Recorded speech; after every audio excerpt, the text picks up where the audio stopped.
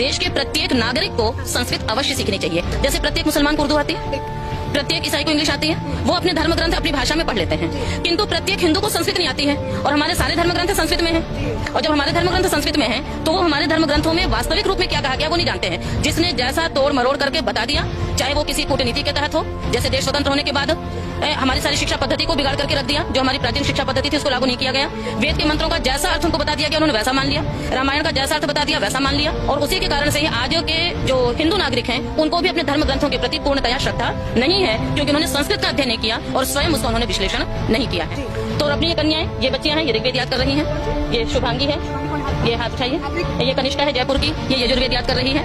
हाँ, ये हव्या है छोटी सी बच्ची, वो अथर्ववेद याद कर रही है। तो ऐसे तो ब्रह्मा का तात्पर्य होता है जो चारों वेदों का ज्ञाता हो, और ब्रह्मा एक पद होता है जो यज्ञ में बहुत ही सम्मानित पद होता है, और हम लोग उस ब्रह्मा पद को हम लोग भी सुशोभित करते हैं। तो वेद में स्त्री ही ब्रह्मा बभूविथ कहा गया कि स्त्री ब्रह्मा बन सकती है। अच्छा, ये मुझे एक और बात समझनी है कि इस गुरुकुल का नाम है पाणिनि कन्या विद्यालय। पाणिनि, महर्षि पाणिनि का क्या मतलब योगदान है, क्या कुछ है वो मुझे थोड़ा। हमारे प्राचीन जितना भी विज्ञान था वो वेदों के माध्यम से संस्कृत भाषा में ही प्राप्त हुआ है। और उस संस्कृत भाषा का जो व्याकरण है कि इस शब्द का ये अर्थ क्यों होता है, इस मंत्र का ये अर्थ क्यों होता है, इसको बताने के लिए जिस व्याकरण की परिकल्पना की गई है वो है पाणिनि व्याकरण।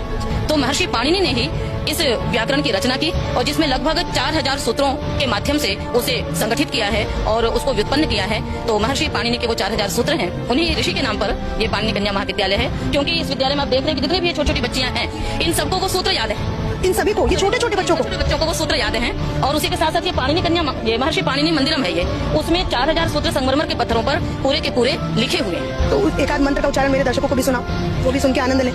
ओम प्रातरग्निं प्रातरिंद्रं हवामहे प्रातर्मित्रा वरुणा प्रातरश्विना प्रातर्भगं भूषणं ब्रह्मणस्पतिं प्रातर्सोममुदरुद्रं भुवेम। ओम प्रातर्चितं भगमुद्रं भुवे